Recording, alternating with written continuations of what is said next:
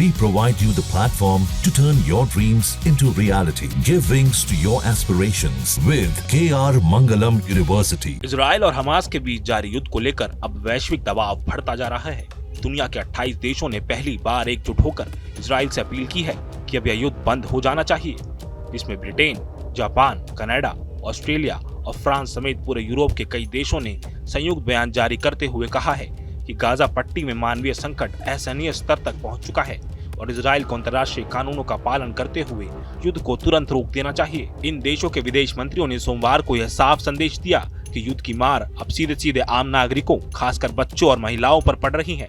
संयुक्त बयान में कहा गया कि गाजा में लोगों तक पानी, भोजन और जरूरी दवा की आपूर्ति न हो के बराबर हो चुकी है और इजराइल की मौजूदा नीतियां न सिर्फ मानवीय कानून के खिलाफ हैं, बल्कि क्षेत्रीय अस्थिरता को बढ़ावा दे रही हैं।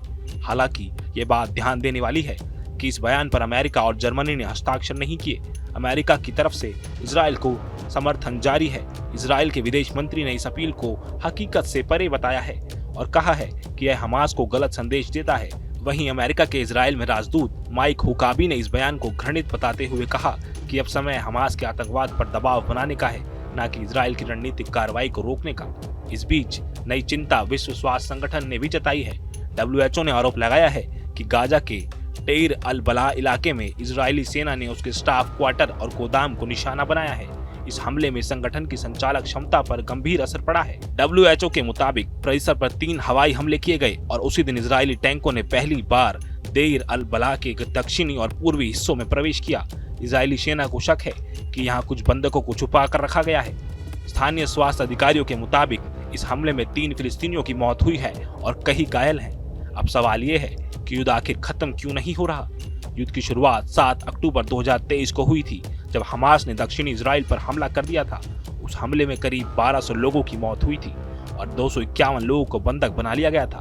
अब तक 50 बंधक हमास के कब्जे में ही हैं, जिनमें से आधे से कम के जीवित होने की संभावना जता रही है। इस हमले के जवाब में इजराइल ने गाजा पट्टी पर जबरदस्त सैन्य कार्रवाई शुरू की थी और तब से लेकर अब तक युद्ध खत्म होने का नाम ही नहीं ले रहा। गाजा के स्वास्थ्य मंत्रालय के मुताबिक इजरायली हमलों में अब तक 59,000 से ज्यादा फिलिस्तीनी मारे जा चुके हैं। इसमें बड़े संख्या में महिला और बच्चे शामिल हैं। हालात ऐसे हैं कि अब दुनिया भर की सरकारें और आम लोग दोनों यह सवाल पूछ रहे हैं कि यह सिलसिला आखिर कब रुकेगा।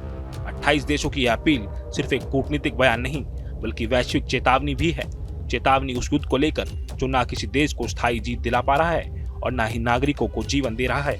अब देखना ये होगा कि क्या वैश्विक दबाव इजराइल और हमास को युद्ध विराम की तरफ ले जाएगा या जंग और भी लंबी खींचेगी। जहां भक्ति है हर शब्द में, कथाओं में छुपे हैं दिव्य रहस्य और ज्योतिष देता है जीवन को दिशा। धर्म से जुड़ी हर बातों को जानने के लिए हमारे चैनल स्तुति को सब्सक्राइब करें। चैनल पर जाने के लिए इस लिंक पर क्लिक करें।